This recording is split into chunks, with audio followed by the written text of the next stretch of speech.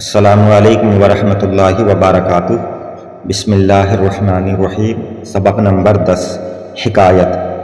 یہ ایک فرضی کہانی ہے لیکن نصیحت اس سے حاصل کریں کہ اگر یہ حقیقت میں ہو تو کیسا، اور انسانوں میں اگر ایسا ہو تو پھر انسانوں کا کتنا نقصان ہے اور انسانوں کو ایسی نقصان سے بچنا چاہیے۔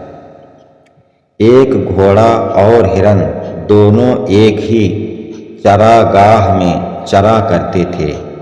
کسی بات پر باہم نفاق ہو گیا، عداوت ہو گئی، آپس میں ناراضگی ہو گئی۔ ہرن نے اپنے نکیلے سینگوں سے مار کر گھوڑے کو چراگاہ سے خارج کر دیا، نکال دیا، باہر کر دیا۔ اب اس کو یہ فکر ہوئی کہ کسی طرح دشمن سے انتقام لیجئے۔ گھوڑے کو یہ فکر ہوئی کہ ہرن نے مجھے اس چراگاہ سے نکال دیا، اب میں اس سے اس کا بدلہ لوں گا، انتقام لوں۔ گھوڑے نے سوچا میں تنہا اپنے مخالف پر غالب نہ آ سکوں گا، اس لیے انسان سے مدد کا طالب ہوا۔ انسان نے اس کے دشمن کو واجبی سزا دینے کا اقرار کیا، لیکن اس شرط پر کہ اس کے منہ میں لگام دے، گھوڑے کے منہ میں لگام دے۔ اس نے کہا انسان نے کہ میں تیرے منہ میں لگام دوں گا، تو اس پہ بیٹھوں گا، سوار ہو کر جاؤں گا، جب تو میں اس سے بدلہ لوں گا تیرا۔ پشت پر، اس کے منہ میں لگام دے، پشت پر زین کسے اور اس پر سوار ہو کر چلے۔ گھوڑے کے دل میں فتنے کی آگ بھڑک رہی تھی، وہ ان سب باتوں پر رضامند ہو گیا اور انسان کو اپنی پشت پر سوار کر کے دشمن کے مقابلے کو لایا، اور بہت جلد اس کو یعنی ہرن کو شکست دے کر، اسے ہرا کر تمام چراگاہ پر قبضہ کر لیا۔ جب اس طرح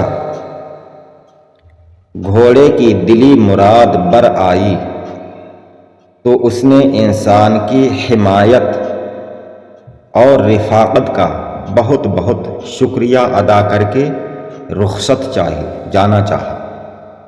انسان نے اس کی باگ پکڑ لی، رسی، اور کہا اے رفیق، میں تیری خوبیوں سے محض ناواقف تھا، آج تجربہ ہوا کہ تو ایسا مفید اور کارآمد جانور ہے۔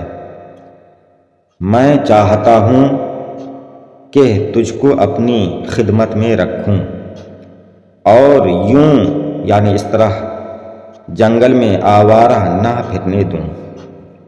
غرض انسان نے گھوڑے کو اگاڑی پچھاڑی لگا تھان پر باندھ لیا، رسی ادھر ادھر باندھ کر اور تھان پر باندھ لیا۔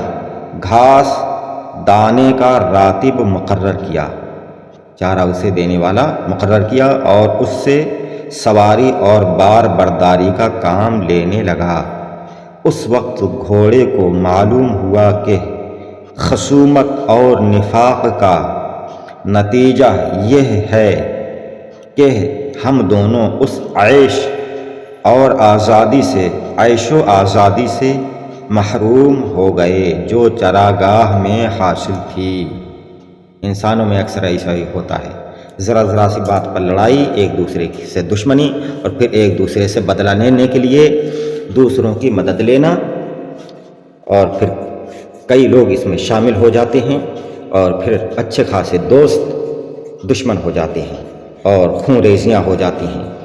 بلکہ ہونا تو یہ چاہیے کہ جس سے اس نے کہا کہ بدلہ دلوا، تو وہ سمجھاتا، وہ بتاتا کہ تمہارا دوست ہے، ایک ہی جگہ رہتے تھے، تم ایک ساتھ رہتے ہو، تو تم اس دشمنی کو، اس کو بھول جاؤ، بلکہ پہلے جیسے دوست ہو جاؤ۔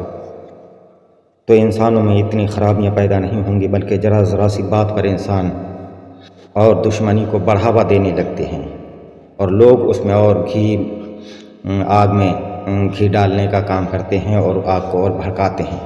اللہ تعالیٰ ہدایت دے انسانوں کو، ایسی سمجھ والوں کو، کہ دوسروں کی دشمنی کو اور کم کریں اور دوستی کرائیں، ناراضگی ہو، نا اتفاقی ہو، اسے لوگوں کے دور کرائیں، اتفاق و اتحاد پیدا کرائیں لوگوں میں۔ السلام علیکم، خدا حافظ۔